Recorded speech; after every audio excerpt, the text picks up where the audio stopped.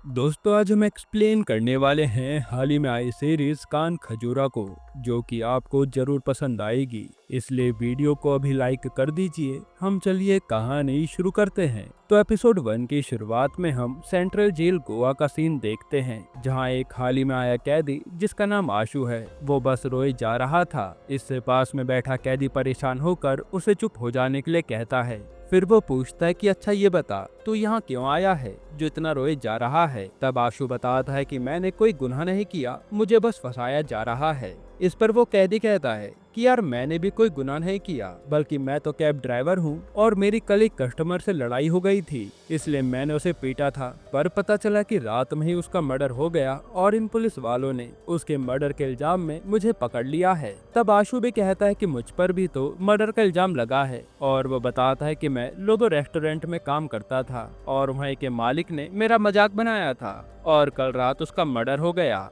जिसके इल्जाम में मुझे पकड़ लिया गया है। ये सुनकर वो कैदी हैरान हो जाता है और कहता है कि मुझे भी तो उसी लोबो रेस्टोरेंट के मालिक के मर्डर के इल्जाम में जेल में डाला है, यानी वो मर्डर तूने किया था। लेकिन आशु मना करता है। इसके बाद हमें 2 हफ्ते पहले का सीन दिखाते हैं, जहां आशु जेल से छूटा था और उसे उसका भाई मैक्स लेने आता है। फिर वो उसे कहीं ले जाकर बताता है कि मेरी कंपनी एक 17 विलास का प्रोजेक्ट बना रही है, जिससे मैं काफी अमीर बन जाऊंगा, पर उसके लिए हमें शास्त्री कॉलोनी खाली करानी पड़ेगी। और मैक्स की बातों से हमें पता चलता है कि असल में आशु एक मर्डर के इल्जाम में 14 साल जेल में रहा था और आशु थोड़ा बहुत सनकी भी है। जिसके बाद मैक्स आशु को तैयार करके एक क्लब में ले आता है, जहां मैक्स के सारे दोस्त और उसकी बीवी निशा मौजूद थी। और यहाँ पता चलता है कि मैक्स के सारे दोस्त आशु के बचपन के दोस्त हैं और ये लोग आशु के हकलाने का बहुत मजाक बनाते थे। अब यहाँ मैक्स आशु को एक फोन गिफ्ट देता है और फिर मैक्स के दोस्त जो उसके बिजनेस पार्टनर भी हैं,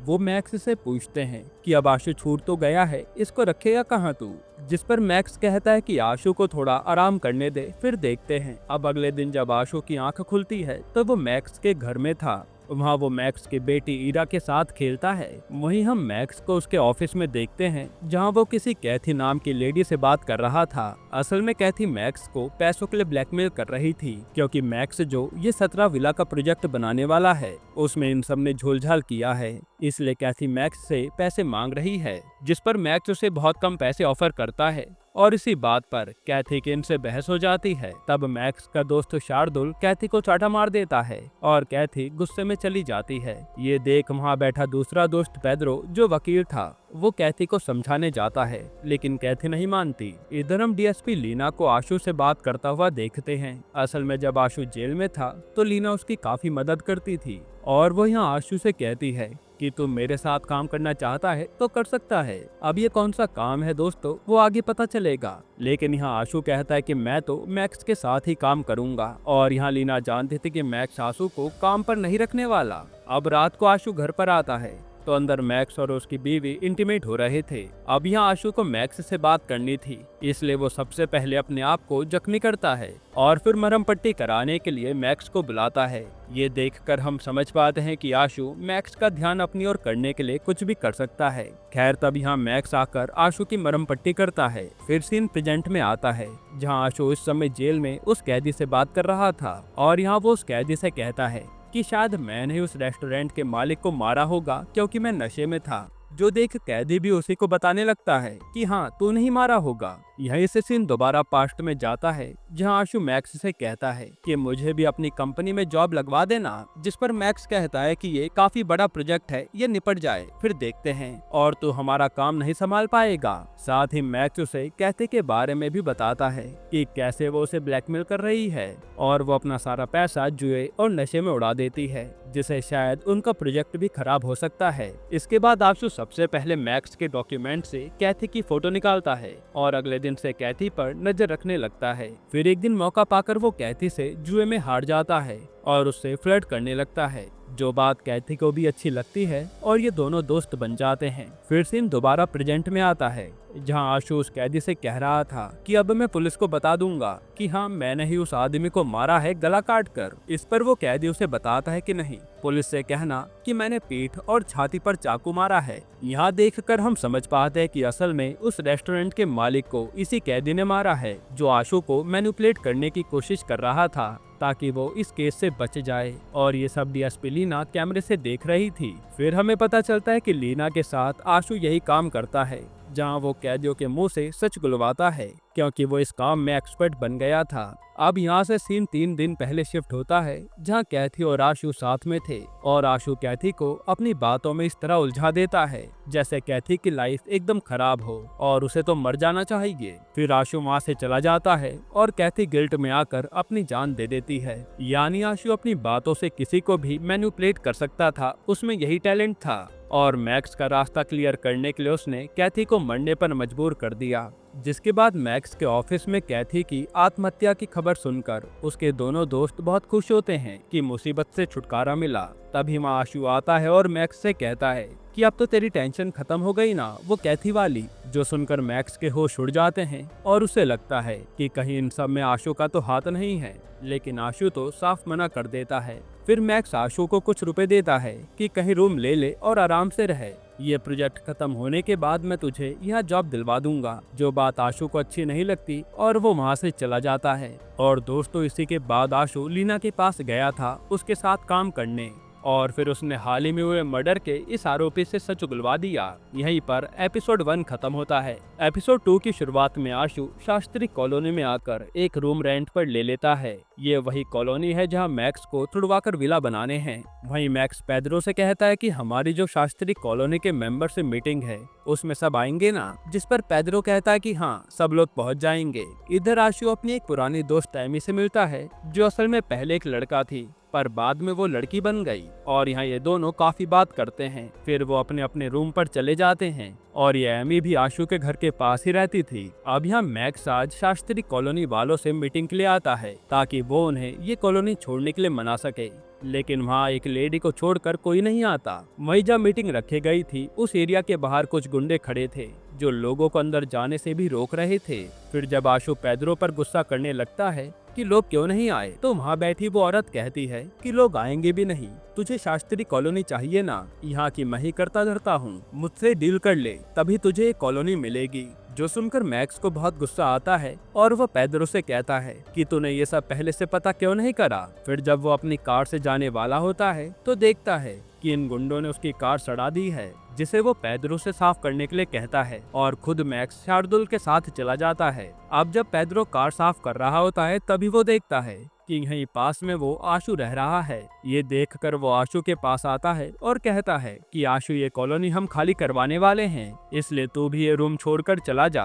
पर आशु उसकी बात नहीं सुनता और फिर वो पेड्रो से ये भी कहता है कि अगर मैं उस समय जेल न जाता तो आज जो जिंदगी तू जी रहा है वो मैं जी रहा होता। ये सुनकर पेड्रो चुपचाप चला जाता है। अब यहाँ मैक्स के पास निशा आती है, जो उसके विलास के मुहूर्त के इनविटेशन की तैयारियों के बारे में बात कर रही थी, और हम समझ पाते हैं कि मैक्स अपनी परेशानी के बारे में निशा को कुछ नहीं बताता। फिर पेड्रो मैक्स को आशु के बारे में भी बता देता है कि वो भी उसी कॉलोनी में रहने आया है, जो बात मैक्स को काफी बुरी लगती है। इधर आशु एमी से उस औरत देशमुख के बारे में पूछता है कि वो मैक्स के प्रोजेक्ट में टांग क्यों अड़ा रही है, जिस पर एमी बताते कि देशमुख यहाँ कई अच्छे काम कर चुकी है और उसके 2 बेटे हैं, जिसमें बड़ा बेटा सूर्या पूरा धंधा संभालता है और छोटा बेटा बब्या बस मजे करता है। भाई देशमुख बाई बहुत खतरनाक औरत है, इसलिए वो मैक्स के आगे झुकने नहीं वाली। इधर हम मैक्स को देशमुख बाई के पास देखते हैं, जहाँ मैक्स उसे एक डील देता है कि मैं आपको 3 BHK फ्लैट दे दूंगा, बस कॉलोनी खाली करा दीजिए। जिस पर देशमुख बाई कहती है कि मुझे पूरे 3 विला चाहिए, तभी डील होगी। ये सुनकर मैक्स को काफी गुस्सा आता है और वो कहता है कि विला हाई क्लास लोगों के लिए है, एरो गैरो के लिए नहीं। साथ ही वो बताता है कि मैंने एक हाई क्लास पार्टी रखी है, उसमें आप जरूर आना, ताकि उन लोगों से मिलकर इस प्रोजेक्ट के बारे में तुम्हें पता चल पाए। फिर रात में आशु से मिलने मैक्स आता है और कहता है कि तू इस कॉलोनी में क्यों आया है, जिस पर आशु कहता है कि मैं यहाँ रहूंगा तो कॉलोनी की इन्फॉर्मेशन तुझे दे पाऊंगा, इसलिए तो मैं यहाँ रहने आया हूँ। लेकिन ये सुनकर मैक्स मना कर देता है कि तो मेरे काम से दूर रहे, पर आशु तो उसकी बात ही नहीं मानता और वो देशमुख के छोटे बेटे बब्या पर नजर रखने लगता है, जहाँ क्लब में जाने पर उसे पता चलता है कि बब्या तो एक गे है और वो उसकी एक इंटीमेट होती हुई वीडियो बना लेता है। इसके बाद वो सीधा पेड्रो से आकर मिलता है और उसे भड़काने लगता है कि तुम इतना बड़ा प्रोजेक्ट कर रहे हो, तुम्हें तो उस देशमुख बाई को दबा कर रखना चाहिए। ये कहकर वो बब्या वाली वीडियो पेड्रो को दे देता है केस का इस्तेमाल करो उसे डराने के लिए। तब ये वीडियो लेकर अगले ही दिन पेड्रो, शार्दुल और मैक्स सीधा देशमुख भाई के पास आते हैं और वो उसे ब्लैकमेल करके चले जाते हैं कि हमारा ऑफर मान लीजिए वरना आपका बेटा हर जगह बदनाम हो जाएगा। इधर आशु एमी से मिलने आता है तो पता चलता है कि एमी का एक बॉयफ्रेंड है जो उसे बहुत मारता है और एमी भी आशु को अपने घर से बाहर कर देती है। वहीं रात को आज मैक्स ने इन्वेस्टर्स के लिए पार्टी रखी थी जहां देशमुख बाई भी आती है और मैक्स को लग रहा था कि देशमुख बाई इस डील के लिए मान गई होंगी और अब आराम से वो कॉलोनी इन्हें मिल जाएगी। पर थोड़ी देर में कोई मैक्स की गाड़ी को जला देता है और फिर देशमुख बाई उसे कॉल करके कहती है कि मुझे पहले से पता है कि मेरा बेटा गे है, जा तुझे जो करना है कर ले, लेकिन ये डील तो अब मैं नहीं होने दूंगी। यहीं पर एपिसोड 2 खत्म होता है। एपिसोड 3 की शुरुआत में पेड्रो और मैक्स उस कॉलोनी की बात कर रहे थे और हमें पता चलता है कि मैक्स के मामा यहाँ के एमएलए हैं और वो भी 17 विला बनाने वाले प्रोजेक्ट में हिस्सेदार हैं। इसलिए पेड्रो मैक्स से कहता है कि एक बार अपने मामा से बात करके देख, शायद वो देशमुख वाला मैटर सुलझा दें। लेकिन मैक्स मना कर देता है कि मामा से मैं कोई हेल्प नहीं लूंगा क्योंकि उसके मामा ने पहले भी मैक्स को बिल्डर बनने में हेल्प की थी। इसलिए मैक्स अब खुद ही ये प्रोजेक्ट संभालना चाहता है। फिर मैक्स सीधा आशु को अपने ऑफिस बुलाता है और उससे कहता है कि अब तुझे सोसाइटी में रहकर एक काम करना है, बिना देशमुख बाई के पता लगे तो उन घर के बारे में पता करके बता जो इस सोसाइटी में पैसा लेकर चुपचाप छोड़ने को तैयार हैं। जिस पर आशु मान जाता है क्योंकि वो मैक्स की बात नहीं टालता था। इसके बाद आशु पूरी कॉलोनी पर नजर रखने लगता है और एक लिस्ट बनाता है। वहीं हम देशमुख बाई को देखते हैं जिसके पास उसका भांजा जनार्दन आकर कह रहा होता है कि मैं आपके अंडर कब से काम कर रहा हूँ, अब मुझे थोड़ा पैसा ज्यादा चाहिए, जिस पर देशमुख बाई साफ मना कर देती है और ये सब आशु देख रहा होता है। इधर हम शार्दुल को एक स्कूल में देखते हैं जहाँ वो बच्चों को कराटे सिखाने आता है और हमें पता चलता है कि इसी बहाने शार्दुल अपनी बेटी से मिलने आया है क्योंकि शार्दुल का डिवोर्स होने वाला है और उसकी बीवी रेखा उसे अपनी बेटी से मिलने ही नहीं देती। वहीं आशु आ जाकर एमी से मिलता है जो किसी से भी बात नहीं कर रही थी। तब आशु उससे बात करके उसके साथ डिनर करने के लिए कहता है तो एमी भी उसे आज अपने घर पर इनवाइट करती है। फिर आशु सीधा मैक्स से मिलने उसके घर आता है तो मैक्स आशु से कहता है कि आज के बाद कोई भी काम हो तो मुझे कॉल करना, ऐसे घर आने की कोई जरूरत नहीं है। असल में मैक्स कहीं ना कहीं जानता था कि आशु सनकी है जो कब क्या कर दे किसी को नहीं पता। इसके बाद आशु एमी के साथ रात को डिनर कर रहा होता है लेकिन तभी वो देशमुख बाई के बारे में बात करने लगता है जिस पर एमी समझ जाती है कि ये मेरे जरिए देशमुख की इंफॉर्मेशन निकालने आया है सिर्फ उस मैक्स के लिए। इसलिए वो फिर गुस्सा होकर उसे अपने घर से निकाल देती है। जिसके बाद आशु यहाँ से सीधा जनार्दन के पास आता है और कहता है कि मेरे पास तेरे लिए एक ऑफर है और वो उसे मैक्स के ऑफर के बारे में बताता है कि अगर तू हमें कॉलोनी वालों के साइन एक MOU पर करवा कर दे देगा तो तुझे काफी अच्छे पैसे मिलेंगे। जिस पर जनार्दन पहले तो सोचता है और फिर वो मान जाता है क्योंकि आशु ने उसे भी भड़का दिया था। फिर अगले दिन आशु मैक्स के कुछ वकील को उन घरों में भेज देता है साइन के लिए जो पहले से ये कॉलोनी छोड़कर जाने को तैयार थे। पर यहाँ साइन कराने के दौरान ही सूर्या और उसके आदमी आकर लड़ने लगते हैं। तब आशु मौका मिलते ही वकील को वहाँ से साइन वाले पेपर्स लेकर भगा देता है जिसके बाद यहाँ पुलिस आकर उन सबको पकड़ लेती है और वहाँ वकील ने आकर मैक्स को वो पेपर दे दिए थे, साथ ही बता दिया था कि आशु ने उसे भगाने में मदद की है। हालांकि अभी भी काफी सारे लोगों के साइन बाकी थे। इधर जेल में शार्दुल और सूर्या की दोबारा से बहस होने लगती है। तभी बातों बातों में शार्दुल उसे कहता है कि कब तक तू ऐसा गुंडा बनकर घूमता रहेगा, तू अपनी माँ को समझा, मैं मैक्स को समझाऊंगा जिससे हम दोनों को ही फायदा मिलेगा। और ये सब बातें वहीं बैठा आशु सुन रहा था। फिर जब ये लोग जेल से छूट जाते हैं तो आशु सीधा मैक्स को आकर बताता है कि वो शार्दुल तो उस सूर्या से डील कर रहा है तो मैं भी जनार्दन से डील कर लेता हूँ ना। ये सुनकर मैक्स भड़क जाता है। खैर फिर शार्दुल के साथ मैक्स दोबारा से डील लेकर देशमुख बाई के पास आता है और यहाँ ये दोनों किसी तरह देशमुख बाई को मना लेते हैं कॉलोनी वालों से साइन लेने के लिए। फिर यहाँ से जाते समय शार्दुल मैक्स से कहता है कि यार मेरा डाइवोर्स हो जाएगा तो मेरी बेटी की कस्टडी मेरी बीवी के पास जाएगी, अगर तू गारंटी ले ले तो मेरी बेटी मेरे साथ रह पाएगी। जिस पर मैक्स कहता है कि मैं वकील से बात कर लूंगा। इसके बाद रात को मैक्स आशु को घर बुलाता है और कहता है कि अब हमारा काम देशमुख बाई ही कर देगी और फिर ये लोग ड्रिंक करने लगते हैं। वहीं जब आशु अपने घर जा रहा होता है तो उसे जनार्दन पकड़कर मारने लगता है कि जब मैक्स को मेरे साथ डील करनी थी तो वो देशमुख बाई के पास क्यों गया। इस पर आशु कहता है कि मैक्स तेरे ही साथ डील करेगा, मैं कोई जुगाड़ करता हूँ। तभी एमी आशु को मार खाता देख भाग कर आती है और जनार्दन वहाँ से भाग निकलता है। यहीं पर एपिसोड 3 खत्म होता है। एपिसोड 4 की शुरुआत में एमी आशु की मरहम पट्टी कर रही होती है और बातों बातों में ये दोनों करीब आ जाते हैं। फिर अगले दिन आशु कहीं जा रहा होता है तो उसे निशा मिलती है जो कहते कि चलो मैं तुम्हें घर छोड़ देती हूँ। फिर जब ये दोनों जा रहे होते हैं तभी वहाँ कुछ लोग आकर इन पर हमला कर देते हैं और जैसे ही आशु कार से बाहर निकलता है तो वो उसे मारकर वहाँ से भाग जाते हैं। हालांकि निशा ने उस कार की फोटो खींच ली थी। फिर आशु को हॉस्पिटल पहुंचाया जाता है जहां मैक्स को काफी गुस्सा आता है कि मेरी बीवी और भाई पर हमला करने की हिम्मत किसकी हुई।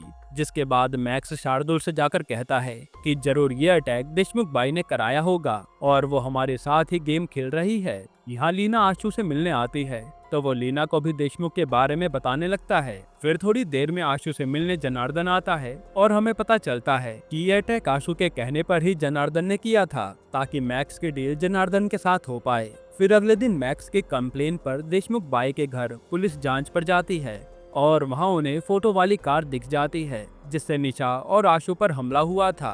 इसलिए पुलिस सूर्या को भी उठा ले जाती है। जिसके बाद पुलिस आकर मैक्स से कहती है कि अब आप एफआईआर कर दीजिए, हम कार्रवाई शुरू कर देंगे।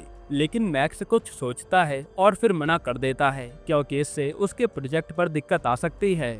वहीं जनार्दन से बातों बातों में देशमुख बाई कहती हैं कि मेरे बेटे को जिसने भी फंसाया होगा ना, मैं उसे छोड़ूंगी नहीं। ये सुनकर जनार्दन डर जाता है। फिर हम देखते हैं कि शार्दुल मैक्स से कहता है कि जरूर ये किसी और की चाल है, इसमें देशमुख बाई और सूर्या का कोई लेना देना नहीं है। लेकिन मैक्स तो मानने को तैयार ही नहीं था। जिसके बाद पेड्रो सीधा मैक्स के मामा के घर मीटिंग रखवा देता है और मैक्स के मामा उसे समझाते हैं कि जो भी हुआ भूल जा और अपने प्रोजेक्ट पर ध्यान दे, जिस पर मैक्स भी चुपचाप बात मान जाता है। इसके बाद जनार्दन आज फिर हॉस्पिटल में आशु को मारने आता है और बताता है कि देशमुख बाई और मैक्स की डील होने वाली है जो तेरा मामा करवा रहा है और अगर वो लोग सच जान गए तो देशमुख बाई मुझे मार देगी। तब आशु कहता है कि बस एक लास्ट चांस दे, मैं पक्का सब सही कर दूंगा और वो एक प्लान बनाता है। फिर जब मैक्स कहीं जा रहा होता है तो वो देखता है कि उसके बिलबोर्ड पर किसी ने कालिक पोत रखी है। ये देखकर उसे और गुस्सा आता है और उसे लग रहा था कि ये सब देशमुख बाई करवा रही है।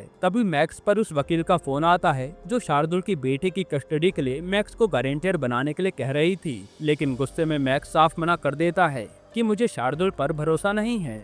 फिर मैक्स सीधा आशु को कॉल करके कहता है कि अब उस देशमुख बाई को जवाब देना ही पड़ेगा। जिस पर आशु कहता है कि ठीक है, मैं सब देख लूंगा। इसके बाद हम देखते हैं कि सूर्य और देशमुख बाई अपने काम से कहीं जा रहे होते हैं। तभी वहाँ जनार्दन अपने आदमियों के साथ आकर उन दोनों को जान से मार डालता है जो कि उसने आशु के कहने पर ही किया था।